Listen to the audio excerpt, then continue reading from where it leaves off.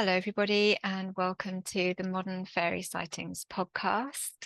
I am absolutely delighted to have with me this time Darragh Mason, researcher, writer, podcast host, and creator of Spirit Box podcast. And also, you're an award-winning travel and documentary photographer. Welcome, Darragh. So great to be with you. Pleasure to be here, Joe. Really delighted to be here. And we're here to chat about, you have the fine background there, and I also have your book here. Yeah, Your yeah. Dark Man book, which, I mean, we've just been having a very quick chat about it because it's the first time I've been able to, give you my congratulations on, and it really is an excellent book, and it's a great read, like from start to finish. It's a really excellent read. It comes in two parts because at the start, you've got the folklore, and various aspects of the folklore surrounding the Dark Man, and then we've got the experiences at the back, which Mm. is just wonderful. It's just so well written, the entire book. So yeah, congratulations. Thank you so much. I really appreciate it. Yeah, thank you. Yeah, I mean, to begin, for people that aren't familiar with the Dark Man, could you describe, what you're Yeah, it, it's one of these things that I should be able to answer that question, given that I've written a book about it, with with ease. But it's such a complicated and convoluted subject matter that really kind of is so elusive of being pinned down and categorized. And I think that's the almost the starting point is realizing that there is no kind of definitive answer that it is X. You know, it, it is a disruptive force. It's an inspirational force. Um, there's a pattern that emerges from the folklore that allows us to kind of understand the dark man in terms of kind of what it is rather than who it is, because it seems to be kind of a living archetype that plays out in our stories, plays out in our folklore back into antiquity, um, and people are experiencing it in a very real way in the modern day, and certainly those who are involved in witchcraft or cult to it um, will may have a very direct experience of it.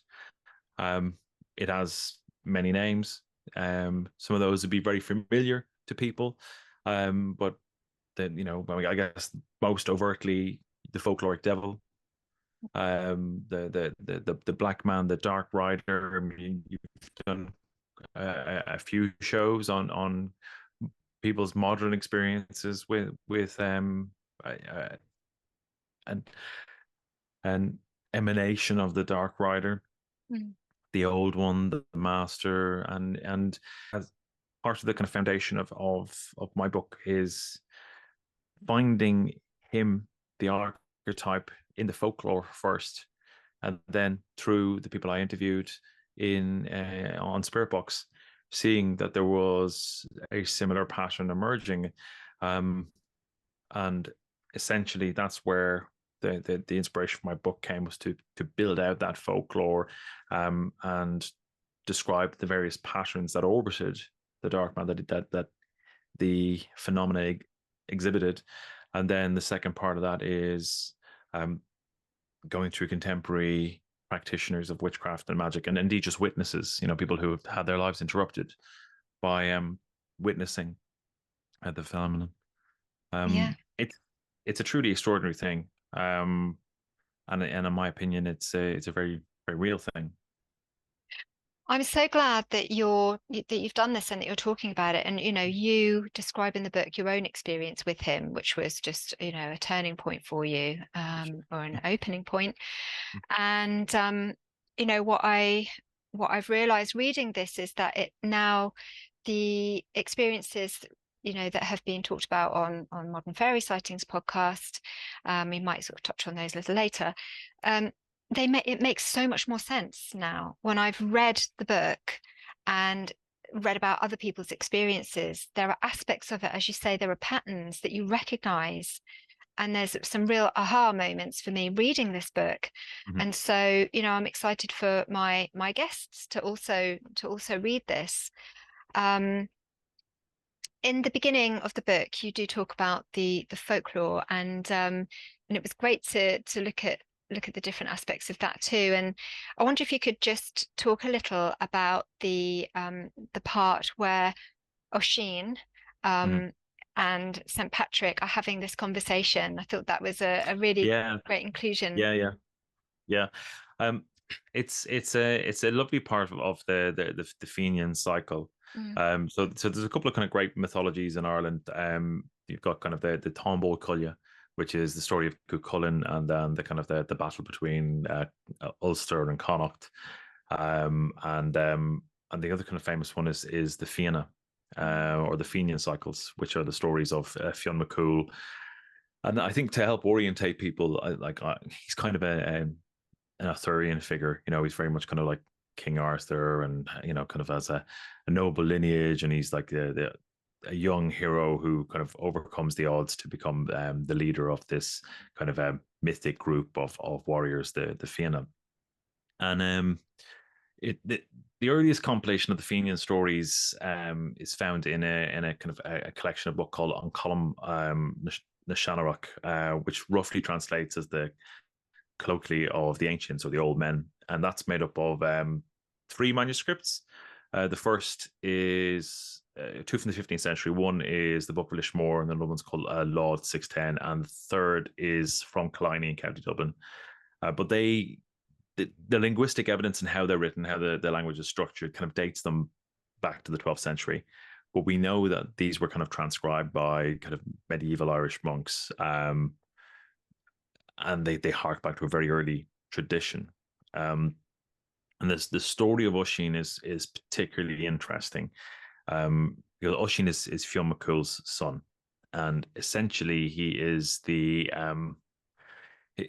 his parentage is what makes the debates between Patrick and himself particularly interesting, because he provides this bridge between the age of heroes and the age of myth, where these great tales come from, and and I guess the early kind of medieval Christian period in Ireland. Yeah.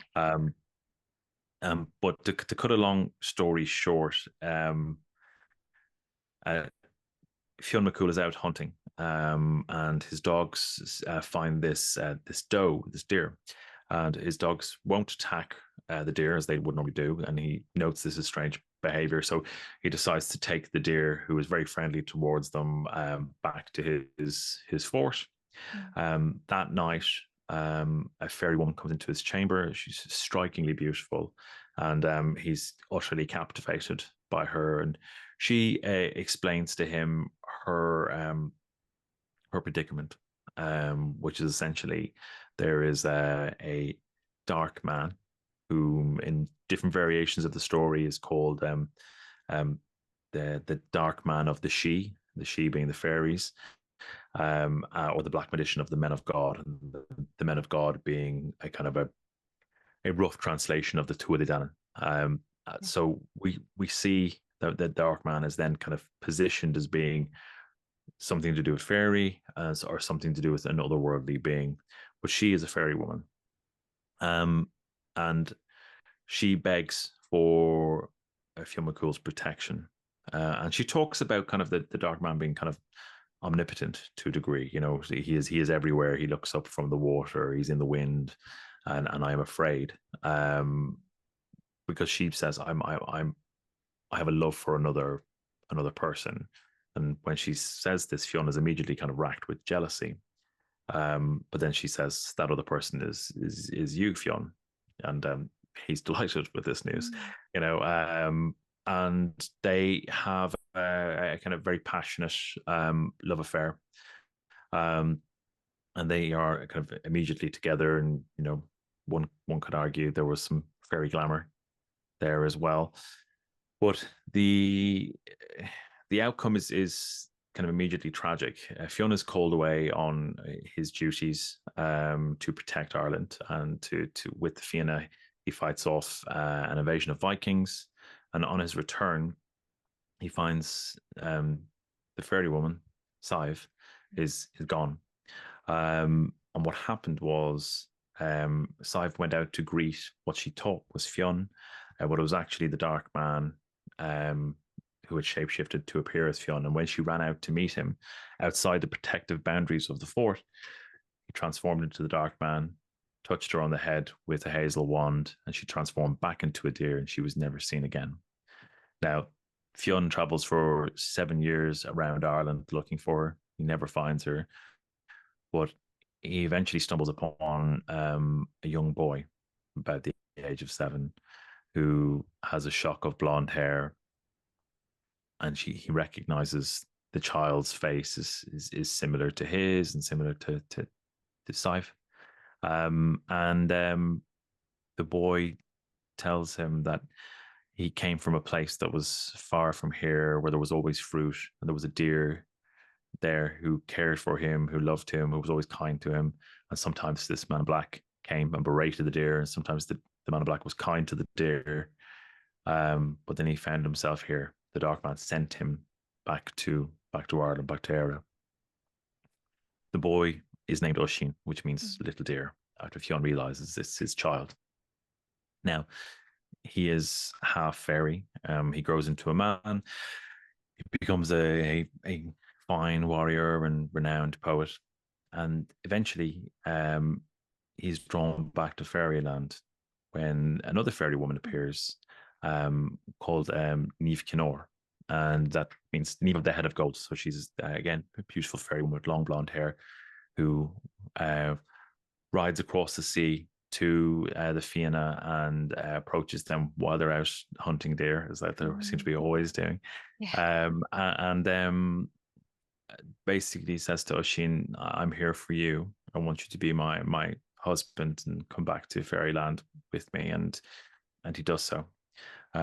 He spends 3 years there with her, and they have 3 children. But then he longs for Ireland and to see his Fianna, his brothers, his companions. And she sends him back with the strict taboo to not touch the ground, to stay on top of the horse that she gave him, to not touch the ground. Anyway, the inevitable happens, and he is helping some men who are trying to move a large boulder. He leans down to throw the boulder out of the way, and his saddle belt snaps, and he falls, touches the ground, and is immediately transformed into an old man, as 3 centuries are said to have passed in the time he was away. And Ireland has changed. It's the Ireland of the age of saints and scholars. It's a monastic country. And eventually he's brought to St. Patrick.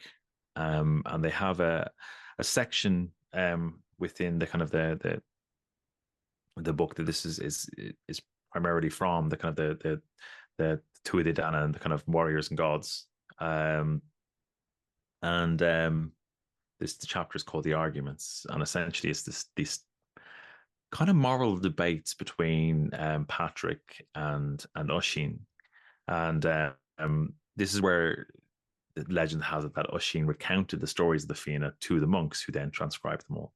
So we have this bridge from the age of heroes to the Christian age. Yeah. And there's some fabulous stuff in there, but fundamentally, Patrick says because the Fianna have not accepted Christ, they're in hell. And this is a travesty to Oisín. It's just like, how could such noble people, such great warriors and great poets, who were the heroes of the land, have this fate? This is unjust. How could any just God do this? And the really interesting thing about how this story is told is that it is not lopsided towards St. Patrick. It's not a case of like Patrick is winning these debates in any kind of like convincing way. It's like you can tell reading through it that this was actually a conundrum for the writers. Right. They were like, this is a problem. It doesn't sit well. anyway, the what pans out is that they reach kind of a middle ground, as it were. They don't agree on several things. A couple of times, Oshin kind of says kind of where he is and where in his former former physical glory, he would separate some heads from shoulders and kind of and call them the monks clerks and bell ringers and this kind of stuff. And it goes from there. But the really interesting thing about this is that this is a half fairy talking to the patron saint of Ireland, and this seemingly kind of like an impossible scenario was actually quite okay. The then kind of medieval Christian mind could hold both these concepts in their head without them being conflicted, which I found absolutely fascinating. But yes. there's a couple of aspects in the story that are really interesting, and like first off, we have the instance of the kind of the shape shifting from deer into fairy woman. There's a couple of instances of that happening in kind of well-known stories. There's another one with the Fianna, where Don Dove, who is the Lord of the Dead, and I argue in the book there seems to be kind of an overlap with Don Dove and the Dark Man. It seems to be a similar character. We get that by appellation, as dove meaning black. And bearing in mind kind of another phrase for the black man of the men of God would be on fire dove. Well, Don Dove tricked some of the Fianna to come to his otherworldly kingdom in the land of the dead by sending a fairy woman in the form of a deer for them to chase, and led them into the land of the dead. There's another poem called Baffland, which is a 12th century poem in the metrical Dinchakas, which is a collection of books kind of giving the mythological names, how the stories of how places got their names from a kind of a mythological perspective. It's like a pseudo history of place names in Ireland. And Fafland is a similar thing where these evil spirits have turned a woman into a deer and they hunt her across Ireland. So we have kind of a number of cases of this thing. And then you have a very similar thing happening with the witch trials, particularly the case of Isabel Gowdy, where they talk about the dark man appearing in the form of a deer. So we have the reverse. Yes. But as Joshua Cook says, kind of the reverse is often kind of representation. We think about kind of how fairy experiences work. That opposite is a recurrent theme. But going back to Fionn, and this is where we kind of get the clues in the story and the clues in the folklore. So Fionn means white or fair-haired. So we have kind of the dark man, and his name referencing black, night, darkness, and his opposing human hero is the white one, the fair-haired. So we have this kind of dualistic play happening, and they are essentially the dance partners that, through the actions instigated by the fire dove, by the black men of the men of God, that bridge this gap between the Age of Heroes and Christianity, that we now have tales of the tales of this archetype going way back into Irish antiquity. And that's the fascinating thing I find about it, and it's carried by this hybrid being in Oisin. It's amazing, and also I think what was really moving, I think, was this sense that even for Oisin, then he was really lamenting the loss of the old ages before Christianity, and even then, and we mourn for it now. We're mourning for it now, and to think that even then the loss was clear. The loss was clear to them. I found that really striking, actually. Definitely. The dark man seems to encapsulate this sense of chaos. Okay, so he brings chaos to the fore. That's one aspect of him.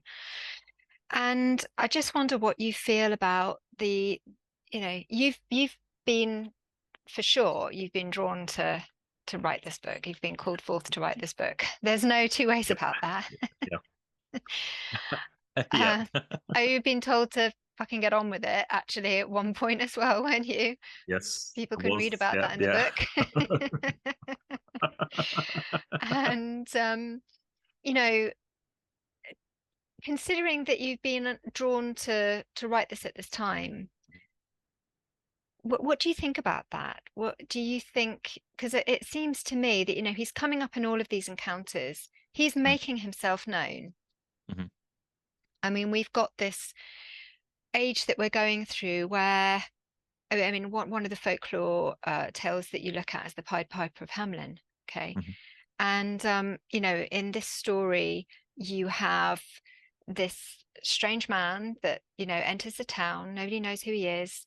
He's dressed in these kind of colourful, the pied means that he's dressed in colourful clothing. One could say Yeah, then, he might look like the fool. Okay, so if yeah, he's then kind of yeah. like the fool, and he's taken for a fool, as the story goes, by the mayor, Mhm. who messes him around, who Yeah. takes him for the fool, right? And there's a Mhm. message there to beware to to cross particularly strangers that come into your life, as all the folklore would tell you.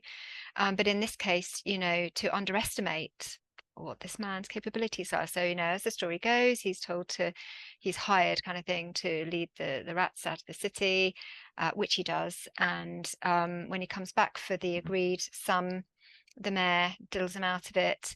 And then, the sad, horrific tale of him leading the children off into obscurity. Mhm.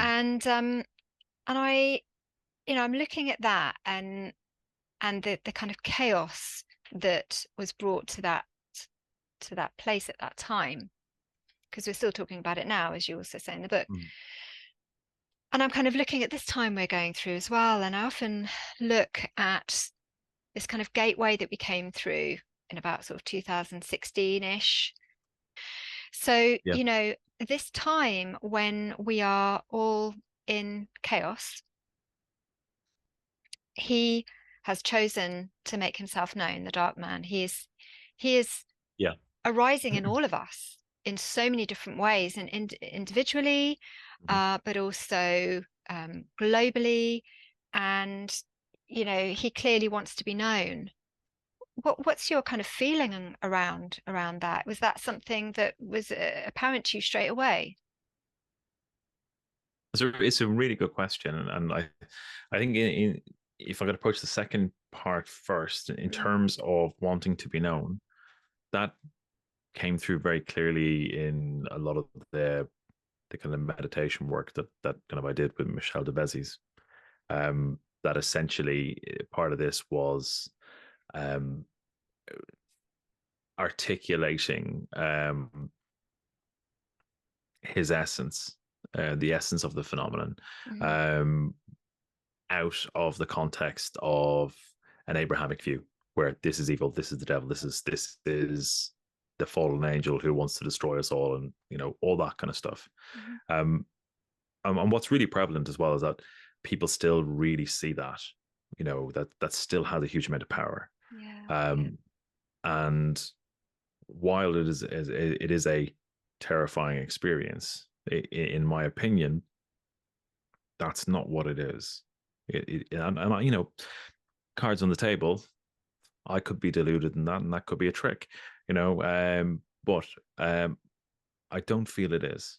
I feel it is. It is an arc an a like a royal archetype Mm. that is working with us and pushing us in a way that develops our understanding of the world and our Yeah. place in it, and the world beyond this physical world. And I talk about kind of non-dualism quite a lot in the book, and that really, for me, I think is the crux of what he is driving us towards.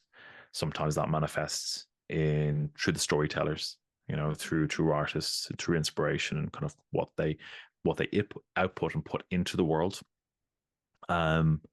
and then more pointedly can manifest in that call and initiation into witchcraft, where the individual becomes that non-dualistic living metaphor that bridges the world here and the other world. And I think the ensuing chaos is indicative of something going on there to this, because the dark man became very much apparent to me in lockdown. So when the whole thing kind of erupted, I was drawn to the subject area. I'd been pulling out the kind of dark rider stuff back around 2017, 2018, where I started to kind of pick all these themes up in the fairy lore and go, this just comes up again and again, and the king of the fairies is very similar to the dark rider. They display the same characteristics, and it kind of started to build out from that period. But when we had this explosion of interest in magic, which seemed to occur around 2020, and from there it snowballed in terms of my interest and kind of what eventually became my book in terms of the areas I was researching. But one of the themes that came forward in the book is that part of his, I guess, his MO, or at least part of what he does, is reconfigure through how he changes culture. And I think a good example of that is the kind of the witch trials and the Scottish witches. If we examine who those people were, where their station was in that kind of socioeconomic hierarchy, it was pretty low. They were serfs, and very much at the whim of the whim of the harvest and the whim of the landlord. That they really lived in very challenging times with a virtually zero stability.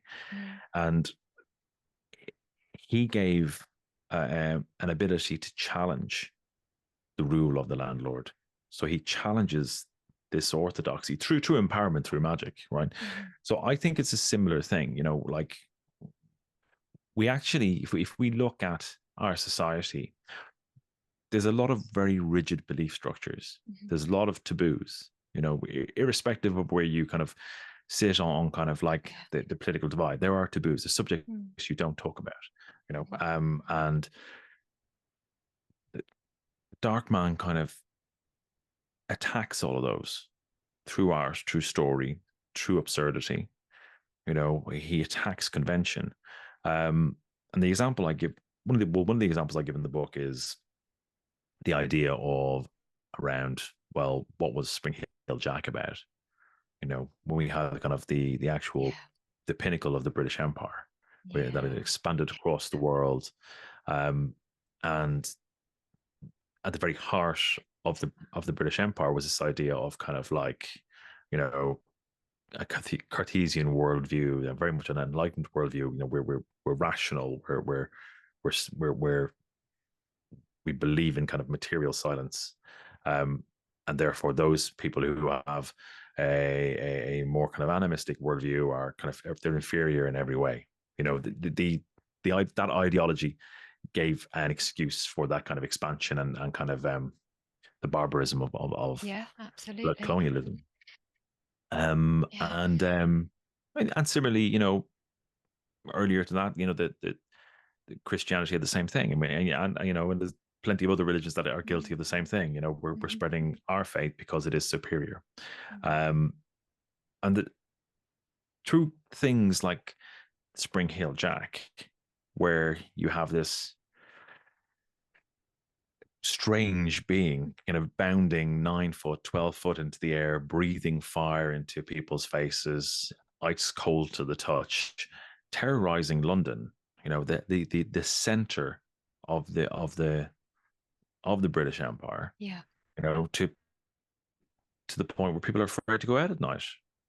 And then not just that, the same figure turns up at Aldershot, the literal heart of the military might of the British Empire, bounds out of the darkness, slaps a century in the face, and bounds back into the darkness, and does this Yeah. several times. So it's like striking at the ideological heart of this rigid, orthodox, brutal machine of empire. Mm-hmm. Um, and I would wager that if you look across history, whenever you have a kind of an extremely domineering Mm. force that is crushing everything in its way, that something like that appears. Yeah. Because it's a battle for the hearts and minds. Mm-hmm. So the people of London, who lived in this metropolis, at the time the greatest city in the world, were terrorized by some phantom. Mm. It Mm. shouldn't exist. Yeah. And that's where he gets into the heads of people and is like, well, maybe there is something, you Mm. know. Um, Yeah, because as you said, they had left, their rural landscapes and thought that yeah, they'd sort of left the devil behind. And no, yeah, you need to you need to stare that in the face basically, and have a yeah, deeper understanding of that. And mhm, yeah, it's so he kind of turns up as not the antidote to that, but yeah, as you say, the breaking down of these ideas yeah, that we can go on and on without considering these other forces that are apparent. We can't mhm, just ignore that in our lives yeah, and see ourselves as what they saw as a civilized society, and we can see now that it's not a civilized behavior whatsoever. It's the exact opposite, and yeah, this is what he's turning up to do. Yeah, to yeah, to show that for what it is. Another aspect that exactly. yeah, that you touched on there was, in the witch trials, and something that came out of that, and of course, was with the witness accounts of sexual encounters, and Mhm, in your book, at the back where some of the experiences tell their stories, this is something that comes up again and again. And I feel that's really interesting because although we have the stories from the witch trials documented, we don't often hear, unless you're specifically interested in that area and you go and look up esoteric books in that mhm, area, you don't often yeah, hear about those encounters, because of course you're not going to read about that under cuss, because they wouldn't have collected those, or at least made those available mhm, to mhm, people, particularly if the children themselves were collecting stories from their yeah, relatives. They wouldn't have caught those kinds of stories of yes, encounters. yeah, And this is something that is really enlightening to hear, because women may not talk about those encounters. Were there encounters like that with men too? I meant to ask you about that. yes, there Yeah, are, not with the Dark Man, but with the kind of the Queen of Elfheim, the of course. is the Dark Mother. There's the famous case of Andro who was another Mm, Scottish witch, who was tried, I think, when he was in his late 70s. And then part of the transcript of his trial is that he begot diverse barns. He had many children with the Queen of Elfheim. You yeah, know, that had been all his life. yeah, Um, and again, we go back to story, and you've got Thomas the Rhymer talking about the same thing. yeah, yeah, that's right. Yeah. Um, and people do have these experiences now. That is it's a difficult thing for people to talk about Yeah. because we're bereft, broadly speaking, we're bereft of any kind of like framework to discuss this in, to understand it. You know, which is why discussing it is important, because it is simply more prevalent than people think. Mm, It's like the amount of people who've reached out to me with their stories, from all walks of life, yeah. you know, who just said, when I was 7, I saw a dark figure walk through my room, stand over me, and I know it's always been there.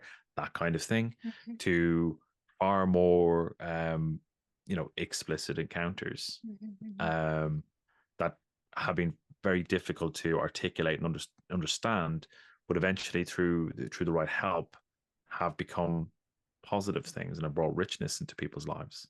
And we see through the folklore and through accounts like the Scottish witch trials that this has been going on forever. That's right. Yeah, they're really powerful accounts. And I'm left wondering whether there may even be men who've had experiences with the Dark Man, I'm sure there are. who again, may not have been able to talk about it.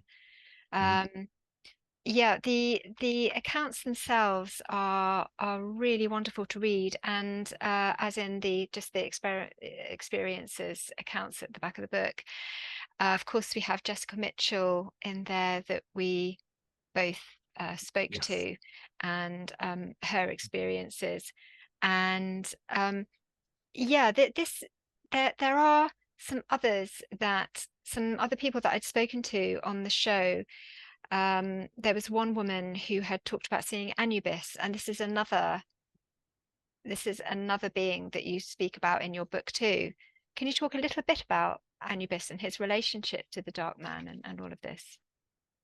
I mean, it seems to be a manifestation of the same current, and this is when we kind of get back to the kind of how we started the conversation with kind of it's what rather than who, and we seem to have kind of avatars across the world or that display the same characteristics that we can recognize, but Anubis is kind of another one of those figures, and again that takes us way back into antiquity, and the primary things when we look at Anubis and kind of his associations and kind of what he was deemed to be the kind of the deity of, he's also a therianthropic figure. He's half human, half animal. And this is one of the significant things that we find again and again and again is these emanations of the Dark Man displaying repeatedly as part human and part animal, and that's very significant, because again I view that as analogous to non-duality and articulating that our separation from the natural world and all the living things therein is one that is a total construct and isn't serving us. I know it's slightly tangential from what you've asked me, but it's important context, because that's another thing. And when we talk about the idea of this is the devil and this is evil, then why is this figure posing moral questions? Why is it asking, what are your values? Why is it telling us that your relationship to nature is one of stewardship, one that you are part of, that you have a duty to, not over, and that is in direct opposition to an Abrahamic mindset, which is these are things that we have lordship over, that are ours to do what we see fit with. I know there's nuances all there. I think people can labor them if they wish, but broadly speaking, that is what I think is very important that therianthropic figure represents. But equally with Anubis, we've got connotations with death. We've got the blackness. You pull the thread a little bit, and you get into the Greek mix of the same figure when Hermes, where you've got Hermanubis, which is again the psychopomp figure, and that kind of a influence on magic and poetry and trickster elements that you get with Hermes. So we see kind of the fingerprints of the same pattern exhibited by the Dark Man in the British and Irish folklore. Yeah, reaching back through I think millennia. Krishna too. Yes, Yeah, it was really absolutely. interesting to read that. particularly in connection with blue beings who have turned up in some of the accounts as Yes. well. So that was really interesting to read that. And of course, this figure, this therianthropic figure, being present on the walls in Troisfer Yeah. cave as Hmm. well. Hmm. So, he has been with us from the beginning. Absolutely. It would appear. I mean, of course, we don't know exactly what it was they were getting at when they were drawing these figures, but it seems pretty clear that they were interacting with something powerful enough that these same kind of figures were appearing in caves all over the world. And then you've got other cultures. I was reminded of the interview I did with Jason Atomic, where he leaves an offering at the crossroads for Papa Legba, and then I don't know if it was the same day or the following morning, he sees this old man walking across the road with this stick, and he's never ever seen this guy before, but he fits the description of Papa Legua. So Wow. you've got the different, the essence of him coming up in different cultures all over the world, and our interactions, even though we might not call him the Dark Man. And this is why this book's really important, because Mhm. we start to join the threads together, and it I mean, I Mm. think you're probably going to need to write a book 2 and a book 3 the way that things are going, because I'm sure you Yeah. are gonna get people telling you their encounters, and getting these realizations. And I guess that is what this time is about too, and Yeah. that's what he asks us to Mhm. do, is to Mhm. make these realizations. That's exactly it. It's to put put these, like the book in itself and what is contained, the ideas that are contained within, that they will act as nodes of, Mm. kind of, and equally, like, shows like mine, shows like yours, they are nodes of enchantment.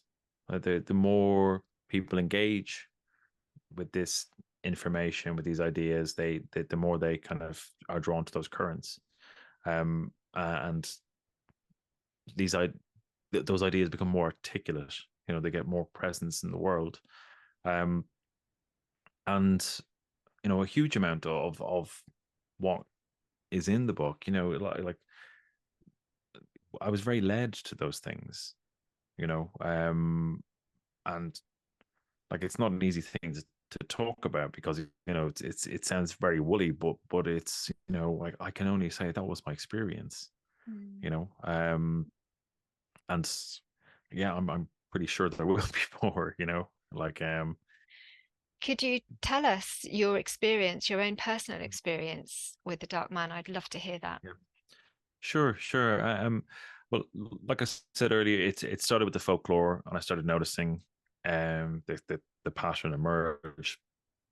Um, and in late 2020, I was looking into kind of ritual magic. I kind of been a peripheral person, for a very long time, and kind of Mhm. dipping in and out and kind of doing my own thing without ever engaging with the kind of occult or esoteric community. And around 2017, I started to kind of, um, join some lodges, some magical lodges in London.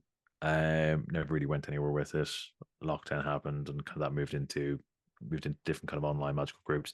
But I was doing kind of some pretty, basic stuff around building kind of the your energetic body, building your body of light, through various different kind of meditative practices.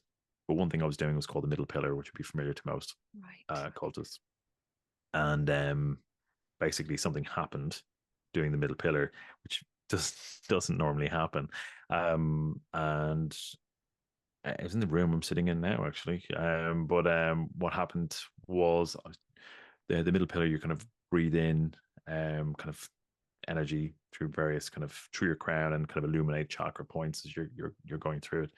Um, and I started that, and then my internal world just changed. As in, I had this extraordinarily kind of a immersive vision, this experience where I was kind of facing this wall of fire that it was extraordinarily vivid. Now, I don't really have a lot of problem with visualization. It comes pretty easy to me, but this was it was different. Like it was almost tangible. I could feel the heat.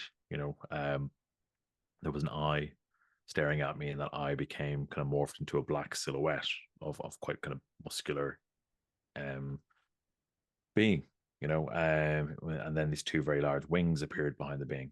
Um and essentially it was this jet black silhouette, and it communicated with me.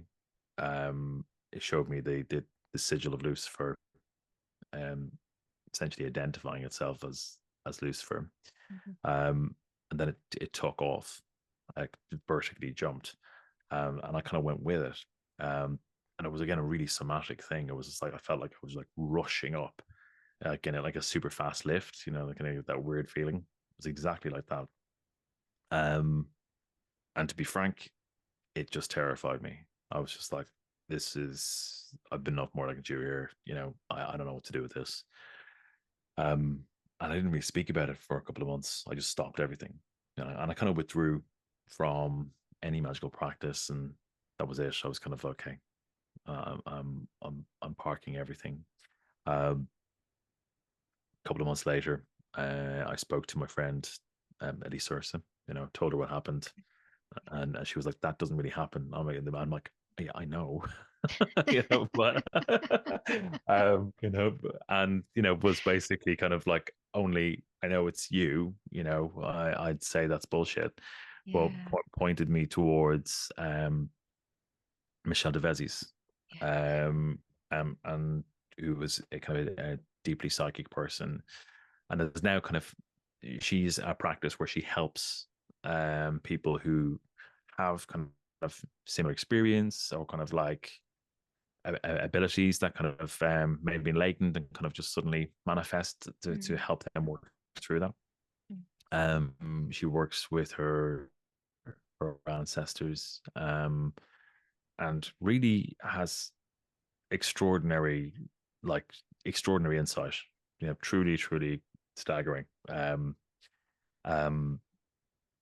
I mean, it would be a case of I'd be thinking about something and I get a voicemail and it would be Michelle recounting exactly what I was thinking about.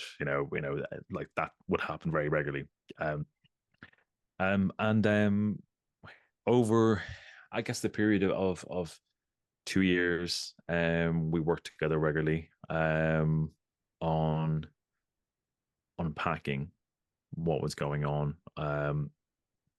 I started to kind of hear communications, be led to things, and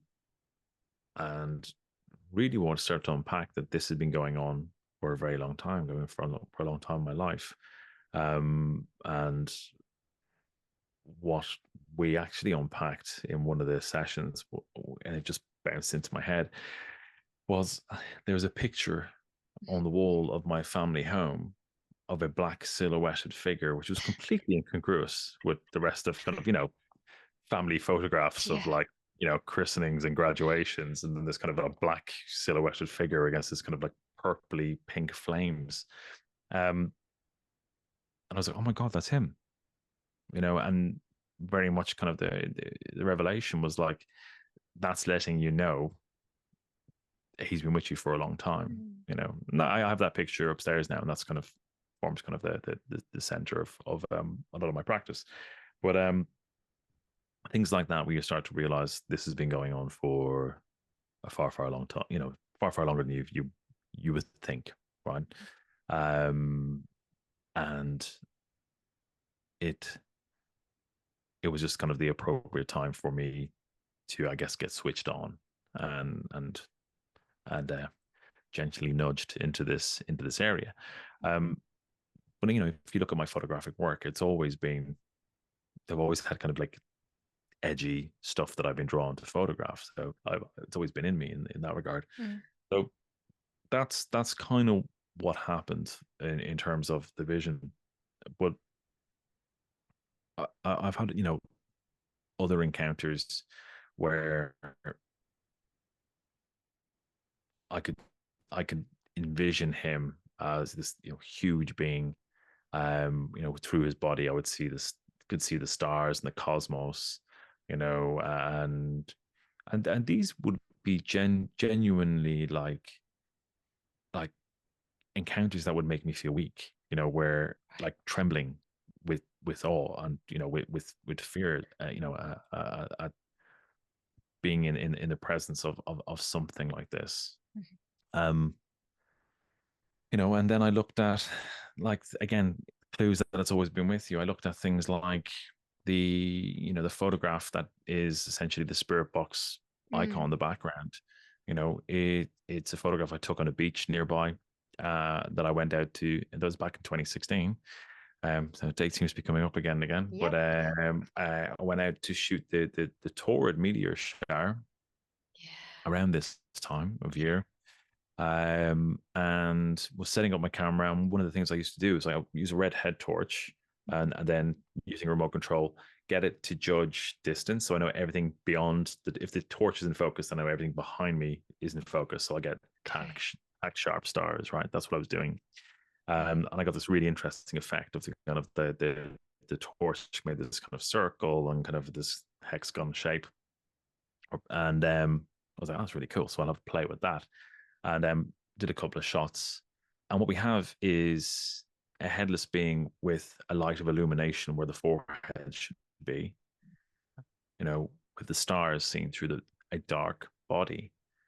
And that was long before I started talking in kind of earnest or even understood or were aware of those kind of magical concepts around this current. So that's the kind of the trickster nature in it as well. It's like, you thought those were your ideas. Exactly. Yeah. Yeah. Yeah, they weren't, so like that kind of stuff. Yeah. And they're quite shocking, when you kind of understand that how much of this is my ideas or how much am I just being kind of like, pointed in the right direction, kind of, and gently nudged, and fed stuff, and like that's a weird feeling, but again, it kind of leans into that kind of non-dualistic reality of like, we're all connected, um, including to these, royal beings. But that kind of culminated, in myself and Shuli Porter and Elise Ursa going down to Dartmoor, and going out to engage him at midnight on the moor, to understand what was wanted. Now I'd started kind of working on kind of the proposal for this book, but the question there was like, we didn't even really know, kind of like, we knew we were being constellated together, but like, well, okay, how do we approach this? And like, there's like bits of Gemma work in there, like kind of Jason Miller's protocol for asking questions of spirit, and some like Greek magical papyri stuff, and like, so we worked this out together, and kind of, this is what we're going to try, and after we kind of did our calls, cast our circles, and all the relevant stuff, you're talking about a really misty more, like, it was like literally, it was like so out of a movie, like, it sounds so cheesy, but it really really was like rolling like mist across the moor, and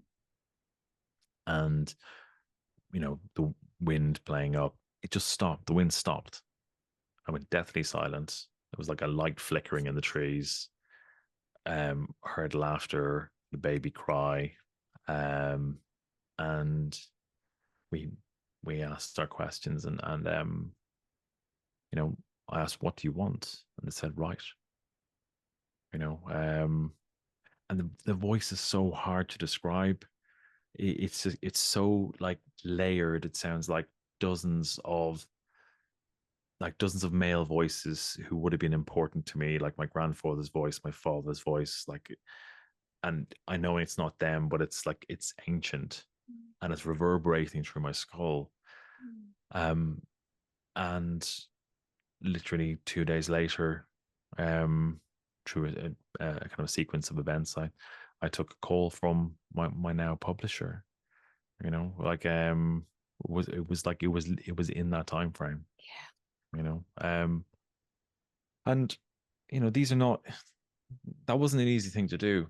That was a very frightening and nerve wracking thing to do, and I'm really glad to have had more experienced people with me. You know, um, I wouldn't have done it by myself. I don't think I would have had it in me. I needed that, like that that support. But it was a full on experience, but it there was a direct output of it. Literally in 2 days that was sorted. And what I had done as well, I found out subsequently, is that I think I sent my proposal to like two or three publishers, and I had sent it to Inner Traditions, and it didn't make it through. So, and that was just rectified 2 days later. Amazing. Uh, yeah, I yeah. mean, reading about it, thank you very much for Mhm. sharing that, by the way. It's Sorry. really moving. Really kind of touches me to hear your words with that and Mm, how it felt, and with the mist rolling in. None of this is a surprise because the power behind this is so strong that, mm, yeah, I totally understand. Um, but the three of you in that ritual, you all played really strong parts. mm, It was, the stepping forward with that, and then having them with you, it really worked. It was great to hear about that. So it's very generous of mm, you to share that ritual, I felt, for readers. And I appreciate that. mhm. Um, Yeah. Yeah, when, well, I made sure to clear it with my colleagues that they were comfortable with that. yeah. But I felt it was important Mm. because I felt it pulled it all together, Yeah, in a way that kind of showed where I was coming from, why I was writing this. yeah, absolutely.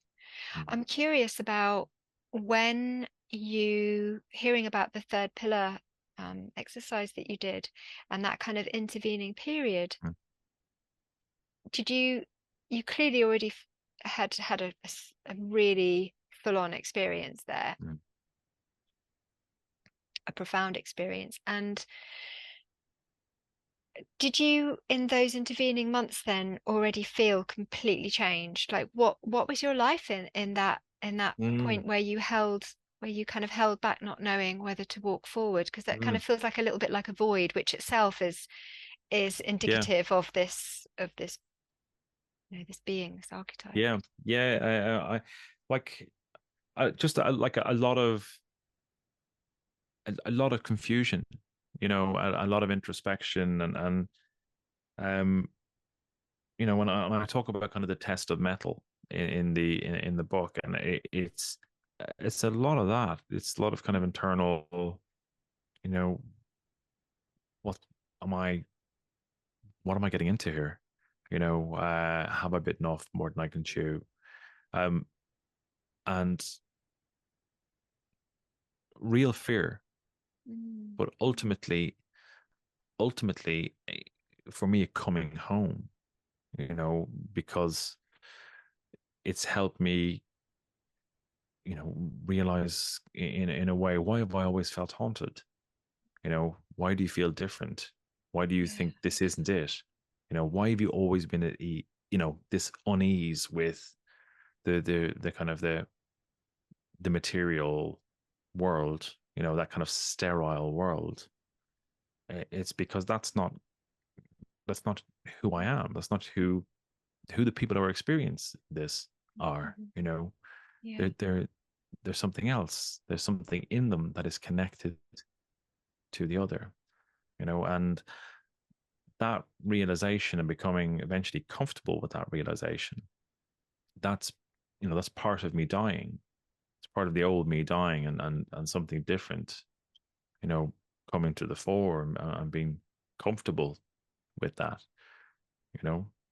and like we were saying, like, the fear of the quote unquote devil, fear of witchcraft. These are very real things for people that still have potency. People still have a very strong reaction to this stuff, and I get that, but equally, this is being an very, very liberating thing. Hugely liberating thing. Like, I'm grateful for it. Yeah. And in doing so, you're liberating others too, because so many other people can really relate to what you're saying, that sense of feeling alone, Mm-hmm. feeling not the same. And this goes back to being even small children. We can Yeah. really feel that, even just in the playground. We're just feeling different. We're not, there's a sense of something that Mm-hmm. is other, and it's Yeah. never really named, or if it is, then it's kind of in a really kind of negative sense. Mm-hmm. And we're always encouraged to just join, and Yeah. be like everybody else type thing. And Mm-hmm. yeah, it's very liberating for Mm-hmm. people to read this book and understand a lot more about themselves, and that this sense of being changed. It Mm-hmm. also makes me think of uh, Jessica Mitchell's experience of when she says that she walked up the tour with one person and came down that tour, a Mm-hmm. different person. Yeah. And this is how it can change in a flash, as you say. It can change through coming into contact with this energy, and it lights something within us again, Mm-hmm. Yeah. and sends us on a pathway. In the folklore about Jemmy, I thought that was really great. That first of all, he doesn't have a story to tell, the dark man, and Yeah. then he goes in to darkness and danger, and even facing death, and it is through the suffering, actually, that he then, when he comes back, he then Mm-hmm. is able to speak from that place. And I think we all Yeah. do that, and in effect, that is exactly what we're all going through right now, and facing this horror in the world, Yeah. what we're seeing. Mm-hmm. um this is a time that lots of personal things are coming up for people too, and we're being faced with that. But as a kind of, Yeah. as a global community, to face that suffering and that horror, what do we take from that? Because there will be a lot, and I wonder what that means Yeah. for us going forward. So it is no, Yeah. you know Yeah. I think it goes back to your point around, like, why now? I think, and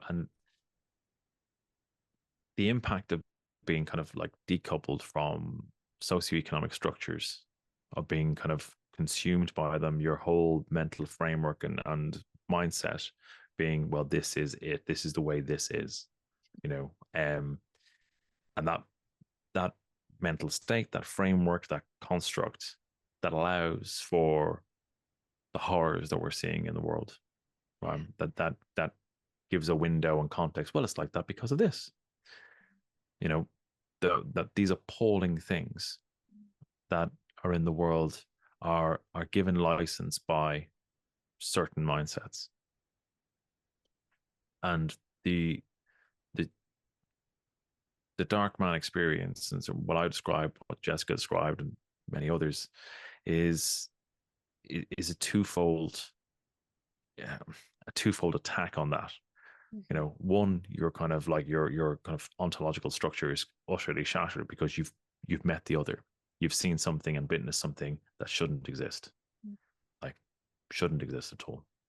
um and and two, kind of your understanding of what that is supposed to be in the context of Western, or more broadly Abrahamic thinking, seems to be completely wrong. And I don't say that in a way that's naive. These things are dangerous. But equally, if we look at an angel in its context that shines so bright, its light will consume you. Yeah. It's it's the same thing. It that the danger is in being up against something that is, or witnessing something that is that kind of other, that it is almost consuming. You get lost in it, destroyed in it. But yes, it's that kind of the cracking of the ontological shock of what is real and what's not. All of a sudden, that's gone. And understanding that the mindset, the world that you understood was, is Cartesian, is completely wrong. It takes apart that mindset of why things should be the way they are. Yeah. And the separation from nature thing is really important. Because again, it places you in it and not above it. And it also does it in a context where it's honest, and it's honest about life. That yes, in some places life does feed on life. Some things get given, but other things get taken away. That's part of this human experience. It doesn't shy away from that. It presents it. It's honest about it, but it's also celebratory of our ability to create. And I kind of juxtapose like Western Christian thinking against this. When we talk about, well, looking at how the impact of the ideas of a celibate God born to a virgin mother, and what that did to human sexuality, most pointedly to female sexuality. And when we transpose that terrible corruption onto the ideas around the landscape being venerated as a goddess, where the valley, the cave, was seen as a symbolic vulva into the womb of the goddess, into the womb of the earth, that becomes the hellmouth, the entrance into the hell underworld.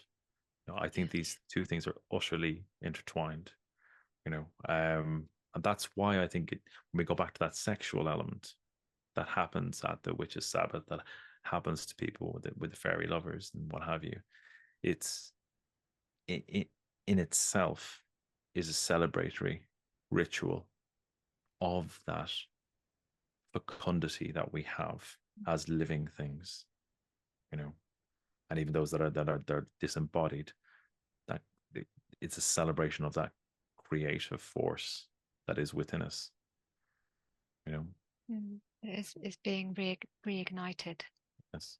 Yeah, and I really do feel like this book does. It's reignited something in me, a lot of understanding for my own experiences and for those of people that I've spoken to. So it's tremendous work. Oh, thank you so much. I appreciate that.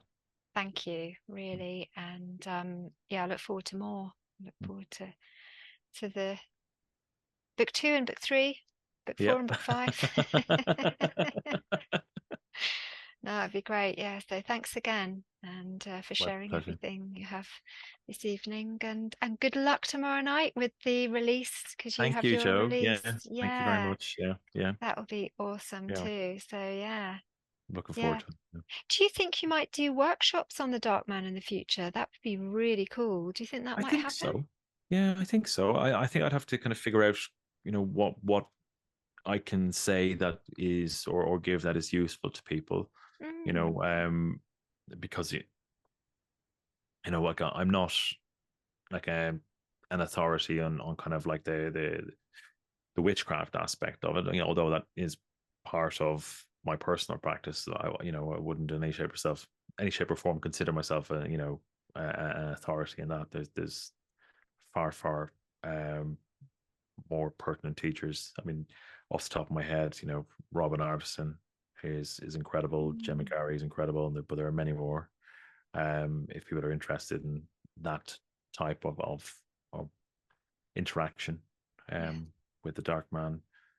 But I think in possibly, working through meditation, and I think the deconstruction is probably the most helpful thing that I can offer. Not that I can deconstruct someone else's experience, but in terms of how you think about the folklore and what that mirrors to your one's experience.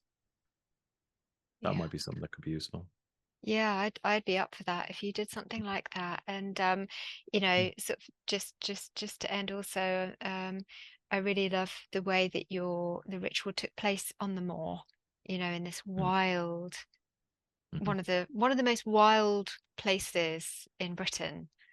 Yeah. And it's still so very potent, and that being there, seemed to be a great place for him to come forth in the way that he did. And it kind of encourages me to perhaps even seek him out in those places too. And there might be people watching this or listening to this who have had experiences in a similar way to you in these wild places. So yeah, I look forward to reading more about these encounters. And thanks again, and I shall speak to you soon. Thanks, Joe. Thanks for having me.